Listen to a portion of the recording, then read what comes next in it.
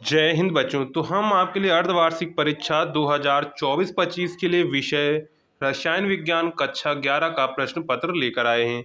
ये प्रश्न पत्र आपके हाफ ईयरली एग्जामिनेशन 2024-25 के लिए बहुत महत्वपूर्ण है। तो आप लोग इस प्रश्न पत्र को पूरा देखिएगा और इन क्वेश्चंस को ऐसे एट जेड याद कर लीजिएगा, क्योंकि इसी पैटर्न पर क्वेश्चंस आपको देखने को मिलेंगे।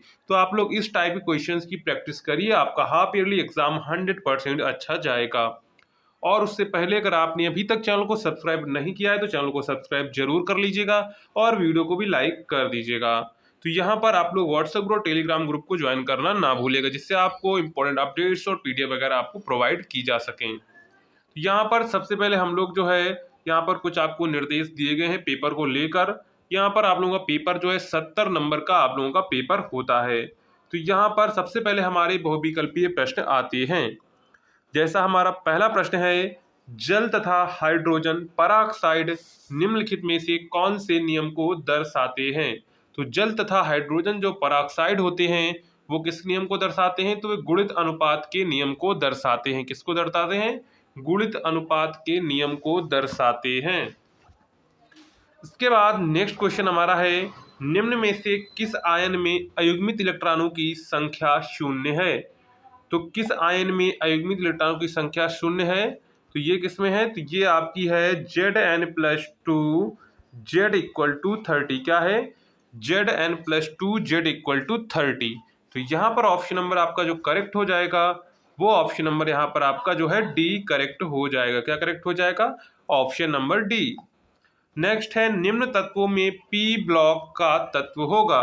तो निम्न तत्वों में पी ब्लॉक का तत्व कौन सा होगा, तो यहाँ पर जो पी ब्लॉक का तत्व होगा वो होगा हीलियम। क्या होगा? हीलियम होगा।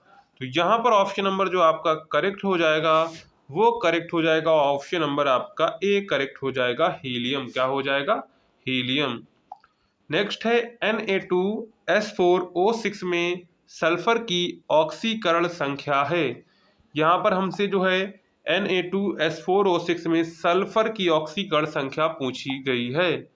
तो यहाँ पर जो सल्फर की ऑक्सीकरण संख्या होगी वो होगी +2.5। कितनी होगी?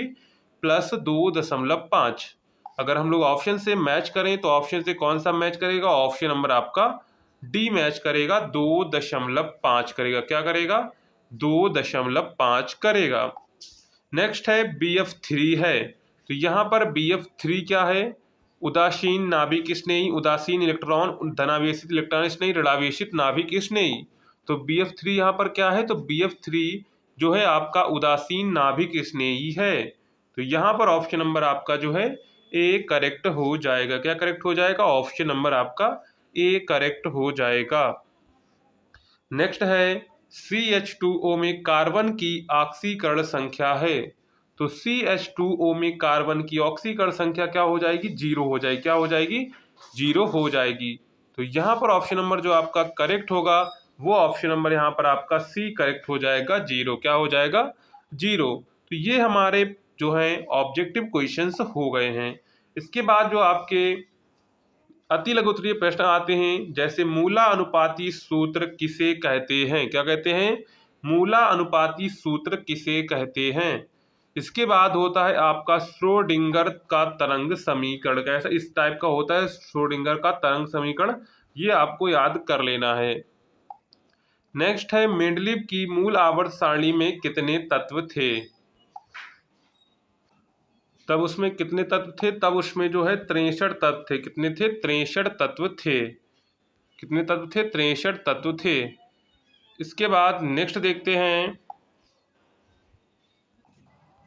मुक्त मूलक की विशेषताएं बताइए। क्या है? मुक्त मूलक की विशेषताएं बताइए। आपसे पूछा गया है कि मुक्त मूलक की क्या विशेषताएं होती हैं, वो आपको यहाँ पर बताना है।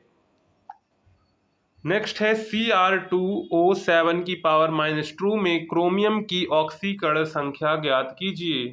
तो यहाँ पर जो क्रोमियम की ऑक्सीकरण संख्या होगी वो होगी +6। क्या होगी?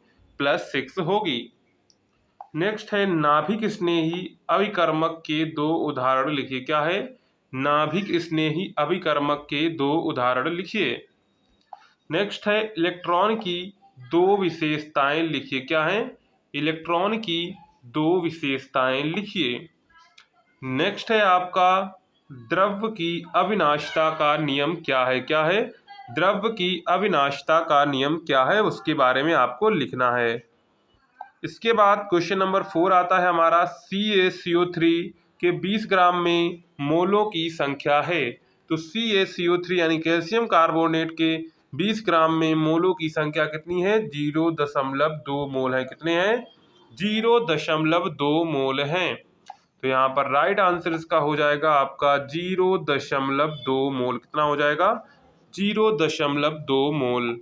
नेक्स्ट है, निम्न के आयुपेशी नाम लिखिए, यानी कि आपको इनके आयुपेशी नाम लिखने हैं। CH3 तो ये आपको मेथ एथ, तो इसका नाम क्या हो जाएगा? एथेन। क्या हो जाएगा?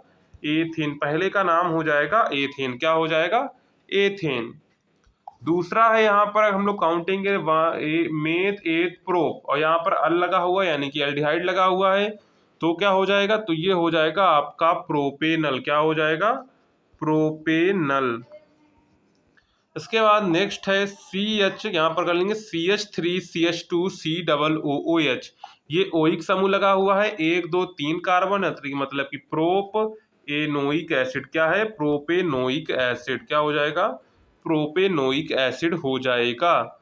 तो यहाँ पर ऑप्शन नंबर जो आपका है थर्ड करेक्ट हो जाएगा। क्या करेक्ट हो जाएगा? ऑप्शन नंबर आपका थर्ड करेक्ट हो जाएगा। नेक्स्ट है, ऑक्सीकरण संख्या किसे कहते हैं? उदाहरण द्वारा समझाइए। यानी कि जो ऑक्सीकरण संख्या, ऑक्सीडेशन नंबर होता है, उसे क्या कहते हैं? उसको आपको उदाहरण के यानी कि एग्जाम्पल के साथ उसको समझाना रहेगा।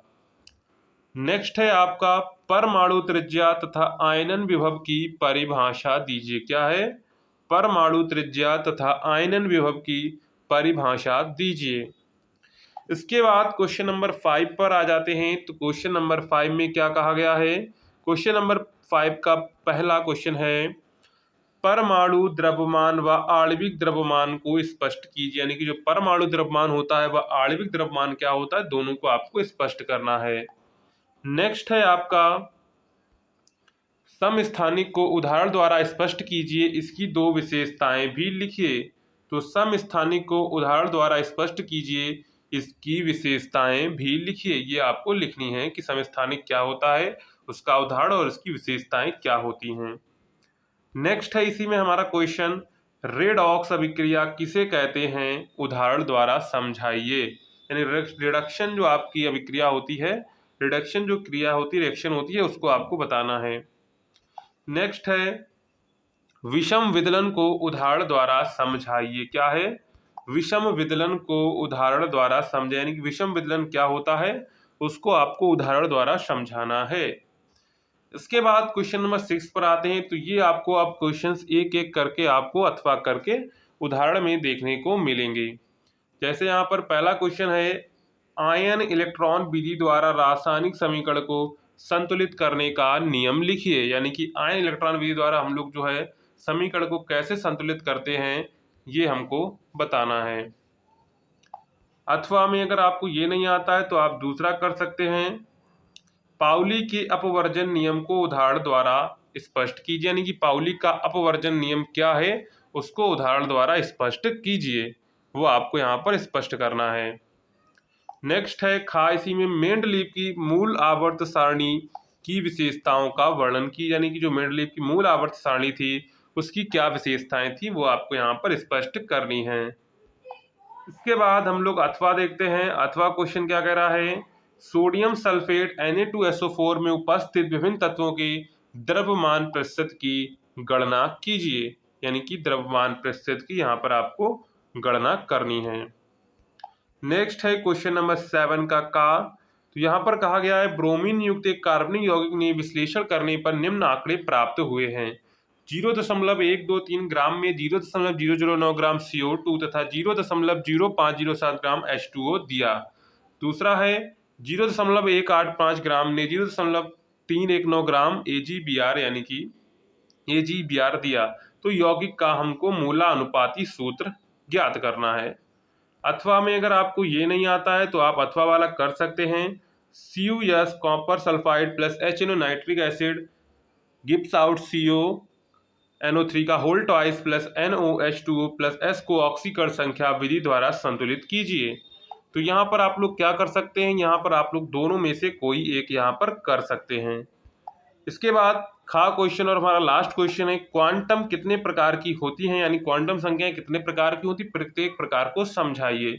अथवा डी ब्लॉक के तत्व किसे कहते हैं, डी ब्लॉक तत्वों के लक्षण को लिखिए, लक्षणों को लिखिए।